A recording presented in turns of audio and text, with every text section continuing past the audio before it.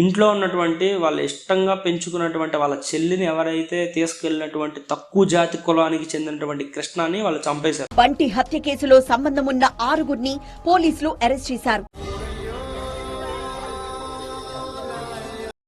Hi hello welcome to our channel.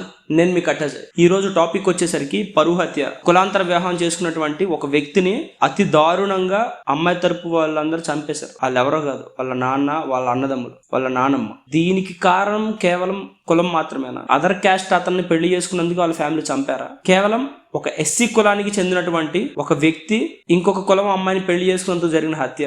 స్నేహితుడి సొంత చెల్లిని ఉన్నటువంటి ఇంకో స్నేహితుడు తీసుకెళ్లినందుకు తను మనసులో పెట్టుకుని దారుణంగా చంపేశాడా? అందరూ నేర చరిత్ర కలిగినటువంటి వ్యక్తులు ఉండటం వల్ల ఇది జరిగిందా అనే దాని గురించి మీకు చాలా క్లుప్తంగా నేను ఈ సబ్జెక్ట్ చెప్తాను. సూర్యాపేట డిస్టిక్ కి చెందినటువంటి మామిళ్ళగడ్డ ఏదైతే ఉందో ఆ గ్రామంలో వడ్లకొండ కృష్ణ అలియాస్ బంటి అనే వ్యక్తి ఉన్నాడు. వాళ్ళ నాన్న పేరు డేవిడ్ అన్నమాట. ఆయన అదే ఊర్లో ఒక చర్చి రన్ చేసుకుంటా పాస్టర్ గా ఉన్నాడు. తను బీఫార్మసీ చదువుకుంటూ చదువుని డిస్కంటిన్యూ చేశాడు అనమాట ఈ కృష్ణ అనే వ్యక్తి. అలానే పిల్లల మర్రిలో ఉన్నటువంటి కోట్ల నవీన్ అనే వ్యక్తి ఉన్నాడు. అతను కూడా ఒక లీడర్గా ఎదుగుదామని చెప్పి తనతో పాటు చుట్టుపక్కల ఉన్నటువంటి సర్కిల్ ఏదైతే ఉందో అన్ని రకాల కులాల వారిని కలుపుకుంటూ తను ఒక లీడర్గా స్టార్ట్ అవుదామని తను ఆలోచించాడు. ఆ నేపథ్యంలో కృష్ణ అనే వ్యక్తి స్నేహం ఏర్పడింది, మాట్లాడుకుంటున్నారు. తను ఒక ఎస్సీ మాల వర్గానికి చెందినటువంటి వ్యక్తి అనమాట. ఇతనితో పాటు ఉంటే లోయర్ క్యాస్ట్ వాళ్ళు కూడా అందరూ కలిసి తిరుగుతారు, ఇతను అందరితో బాగుంటాడు అని తను అలా చూపించుకుందాం అనుకుంటూ తనతో పాటు అన్ని కులాల వర్గాల వారు కలిసి తిరుగుతారు అన్న నేపథ్యంలో కలిసి అతనితో ఎదుగుతూ అతనితో పాటు మిగతా వాళ్ళను కూడా తను కలుపుకుంటూ వెళ్తున్న సమయం అనమాట. అది పిల్లల మరిలో ఉన్నటువంటి ఈ కోట్ల నవీన్ అనేటువంటి ఇంటి వ్యక్తికి తన స్నేహితుడైనటువంటి బంటిని రెగ్యులర్ గా తీసుకెళ్ళడం జరిగింది. ఆ నవీన్ వాళ్ళ సిస్టర్ ఉందన్నమాట. ఆమె పేరు భార్గవి.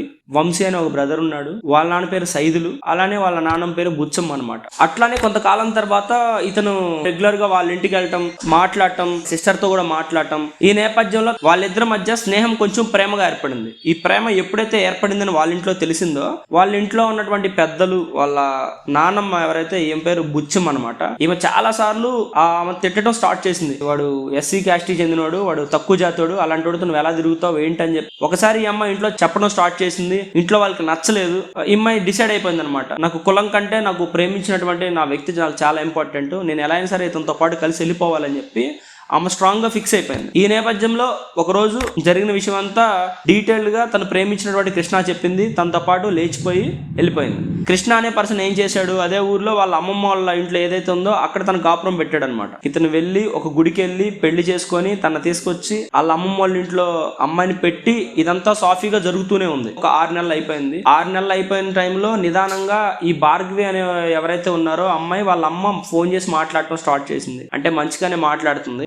వీళ్ళిద్దరు ముందే డిసైడ్ అయ్యారు అనమాట, పెళ్లి చేసుకున్నాం కదా, ఒక సంవత్సరం తర్వాత అయినా సరే మా తల్లిదండ్రులకు మన మీద కోపం పోతుంది, ఈ కులం మతం అనే ఆలోచనలు మైండ్ లో తీసేస్తారు, ప్రశాంతంగా హ్యాపీగా మనం పెళ్లి చేసుకొని మన లైఫ్ ని మనం లీడ్ చేయొచ్చు అనుకొని డిసైడ్ అయ్యారనమాట. ఈ సాఫీగా వాళ్ళ లైఫ్ ఇలా జరుగుతున్న తరుణంలో తాళ్ళగడ్డకి చెందినటువంటి బైర్ మహేష్ అనే ఒక స్నేహితుడు ఉన్నాడు అనమాట కృష్ణకి.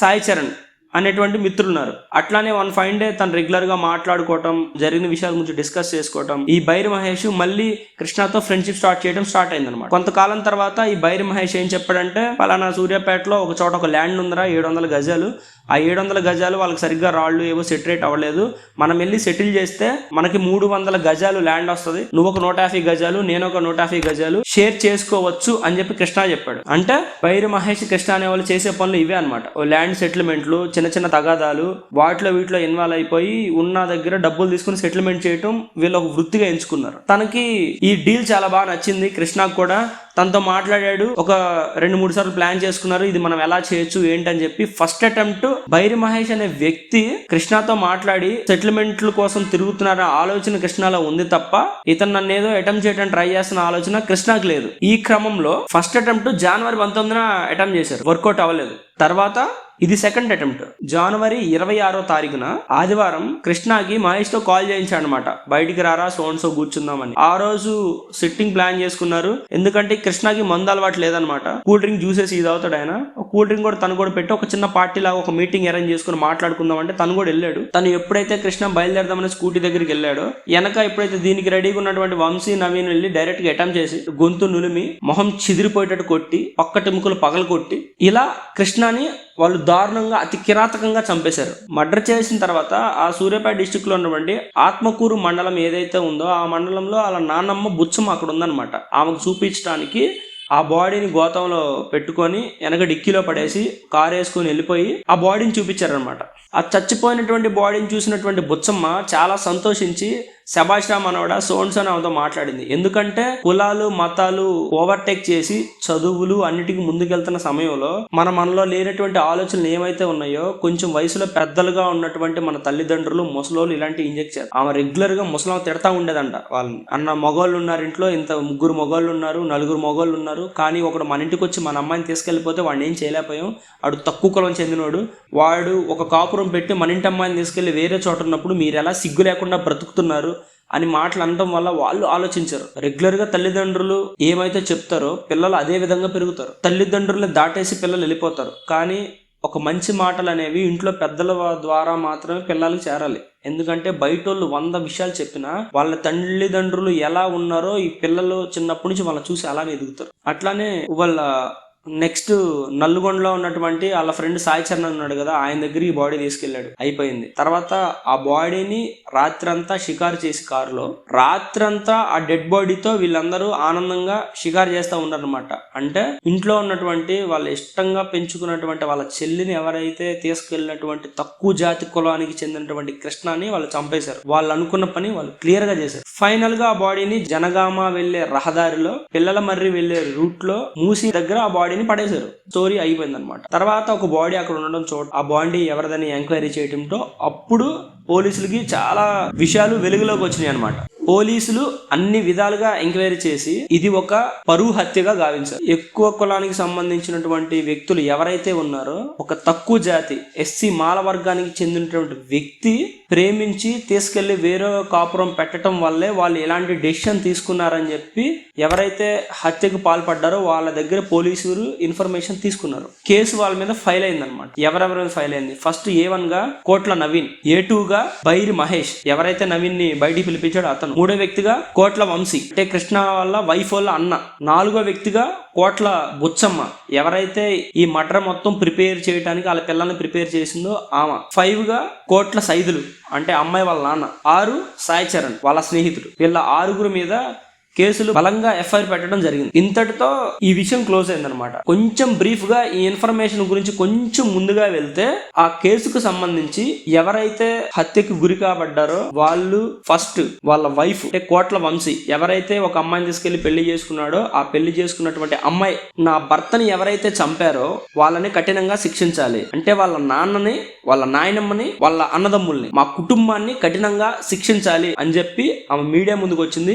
నెక్స్ట్ వాళ్ళ నానమ్మ ప్రేమించే సమయంలోనే కులంతో భయంకరంగా దూషించేది. వాళ్ళ అన్నయ్యలు సైలెంట్ గా ఉన్నప్పటికీ వాళ్ళ నాన్నమ్మ బుచ్చమ్మ ఎవరైతే ఉందో ఆమె ప్రతిక్షణం వాళ్ళ అన్నయ్యల్ని దూషించడం, తిట్టడం, మన కుటుంబానికి ఇలా జరిగితే ఎందుకు బతుకుతున్నారని చెప్పి వాళ్ళని ఆల్రెడీ క్రిమినల్ మైండెడ్ లో ఉన్న వాళ్ళని ప్రోత్సహించింది. ఈ మర్డర్ అయ్యే వరకు దారి తీసింది. కాబట్టి ఖచ్చితంగా న్యాయం జరగాలి, వాళ్ళందరినీ కఠినంగా శిక్షించాలని మీడియా ముందుకు వచ్చేసి తన బాధని వ్యక్తపరచడం జరిగింది. అండ్ నెక్స్ట్ చనిపోయినటువంటి కృష్ణ వాళ్ళ సిస్టర్ వాళ్ళ తమ్ముళ్ళని ఎవరైతే చంపారో వాళ్ళని కఠినంగా శిక్షించాలి. వాళ్ళు పలుమార్లు కులదోషణకు పాల్పడ్డారు. మమ్మల్ని చంపుదామని చాలా సార్లు బెదిరించారు, కానీ ఇంత దూరం వస్తారని మేము అనుకోలేదు. కాబట్టి ఎవరైతే వాళ్ళ తమ్ముడు హత్యకి సంబంధించి ఎవరైతే దీనిలో పాల్పడ్డారో వాళ్ళందరినీ ఉరిశిక్ష తీయాలి. పోలీసుల మీద మాకు నమ్మకం ఉందని ఆమె చెప్తుంది. తర్వాత ఎవరైతే ఈ హత్యకు మొత్తాన్ని శ్రీకారం చుట్టినటువంటి వాళ్ళ నాయనమ్మ కోట్ల బుచ్చమ్మ ఆమెని అరెస్ట్ చేసి పోలీసులు తీసుకెళ్తున్నప్పుడు ఆమె మీడియా ముందు ఇలా చెప్పింది, నాకేం తెలీదు, నేను ఇలా చేసేదాన్ని కాదు, నాకు షుగర్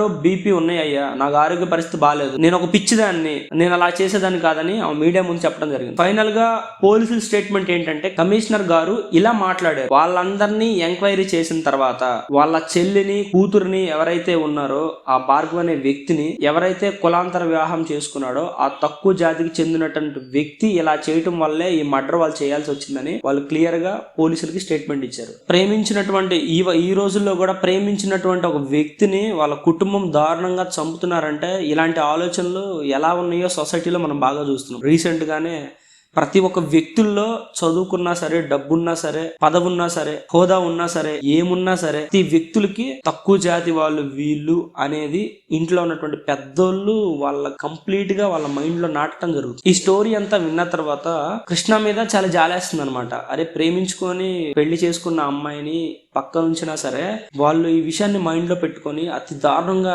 చంపటం ఈ రెండు రాష్ట్రాల్లో ప్రజల మనసును చాలా బాధకు గురిచేసింది. అట్లానే అసలు వీళ్ళు ఎవరు అనేది ఇంకో పాయింట్ లో చూస్తే అసలు వీళ్ళందరూ ఇలా చంపడానికి వీళ్ళేమైనా ఇన్నోసెంట్ పీపులా, ఎవరిని డిస్టర్బ్ చేసే వ్యక్తులు కాదా, ఇంత ప్రశాంతంగా ఉండే కుటుంబాల మధ్య ఇలాంటిది జరిగిందా అనే ఆలోచన మైండ్ లోకి వస్తే అసలు వీళ్ళు ఇంతకుముందు ఏం చేశారు అనేది బ్రీఫ్ ఇన్ఫర్మేషన్ కొంచెం పక్కకు వచ్చి వీళ్ళ గురించి ఎక్కితే, వీళ్ళ గురించి ఎంక్వైరీ చేస్తే ఫస్ట్ నవీన్, ఈ హత్యకి పాల్పడ్డ వ్యక్తి కోట్ల నవీన్ అనే వ్యక్తి ఎవరైతే ఉన్నారో తను వాళ్ళ ఏరియాలో ఒక లీడర్ గా ఎదగాలనుకున్నాడు. లీడర్ గా ఎదగాలనుకున్న మంచి పనులు ఏమైనా చేశాడా, అతను ఏంటి, అతని స్టేటస్ ఏంటి అని చెక్ చేస్తే అతని మీద సూర్యాపేట ఉన్నటువంటి పోలీస్ స్టేషన్ లో 4 కేసులు ఉన్నాయి. సెకండ్, వాళ్ళ అన్న వంశీ ఉన్నాడు కదా, ఆ వంశీ మీద కూడా ఒక 3 కేసులు ఉన్నాయి. వాళ్ళ నాన్న కోట్ల సైదులు, అతని మీద కూడా ఒక కేసు ఉంది. బైరి మహేష్ అనే వ్యక్తి మీద కూడా కేసులు ఉన్నాయి. కోట్ల బుచ్చమ్మ, ఆ ముసలాం ఎవరైతే ఉన్నారో ఆమె మీద కూడా 2 కేసులు ఉన్నాయి. ఇప్పుడు ఫైనల్ గా చనిపోయినటువంటి ఒక ఇన్నోసెంట్ పర్సన్ అని మనం ఎవరైతే అనుకున్నామో ఆ కృష్ణ అనే వ్యక్తి, అతని మీద కూడా ఒక మర్డర్ అటెంప్ట్ ఉంది,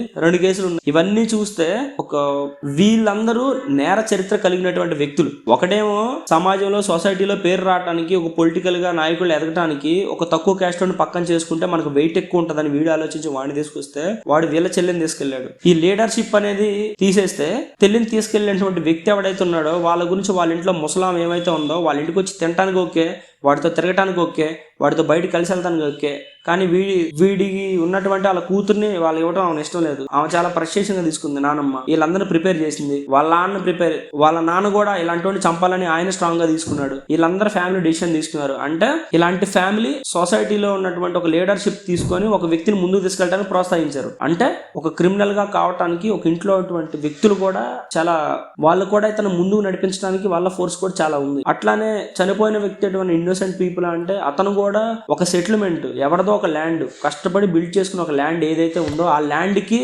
ఈ పోలీసులు అటువంటి ఉన్న పొలిటీషియన్స్ పెద్ద తరహా మనుషులు వీళ్ళు ఎవరేం అవసరంలా, లా అండ్ ఆర్డర్ కూడా అవసరంలా. ఒక చోటకి వెళ్ళి ఒకని బెదిరించి అవతలని ఇబ్బంది పెట్టి ఆ 700 గజాల్లో 300 గజాలు వస్తే చెరో 150 పంచుకుందాం అనుకున్న వ్యక్తి అనమాట. ఇలాంటి వ్యక్తి వెళ్ళి చనిపోయాడు. దీని గురించి మనం చాలా బాధపడాలన్నమాట. నాకు తెలిసినటువంటి ఇన్ఫర్మేషన్ మీకు క్లియర్ గా చెప్పడానికి నేను ప్రయత్నించాను. అలానే ఏ వ్యక్తిని తక్కువ కించపరచాలన్న ఆలోచన నాకు లేదు. మీకు ఏమనిపించిందో ఈ వీడియో కింద మీరు కామెంట్ చేయాలని కోరుకుంటున్నాను. Thank you for watching this video. ఇప్పటి వరకు ఈ వీడియో మీరు చూస్తే ఇక్కడ దాకా వచ్చారంటే మీకు ఒక మంచి ఇన్ఫర్మేషన్ దీనిలో దొరికిందని నేను ఆలోచిస్తున్నాను. అండ్ నేను చెప్పిన కంటెంట్ మీకు నచ్చినట్టయితే మీరు సబ్స్క్రైబ్ చేయండి, షేర్ చేయండి అండ్ ఫాలో అవ్వండి, నాకు ఒక సపోర్ట్ ఇవ్వండి. అండ్ ఇలాంటి చాలా విషయాలు నా ఆలోచనలో ఏమనుకుంటున్నానో మీకు క్లుప్తంగా వివరించడానికి నేను ప్రయత్నిస్తాను. Thank you for watching this video. నా ఆలోచనలో నేను మీకు కట్టజేయి.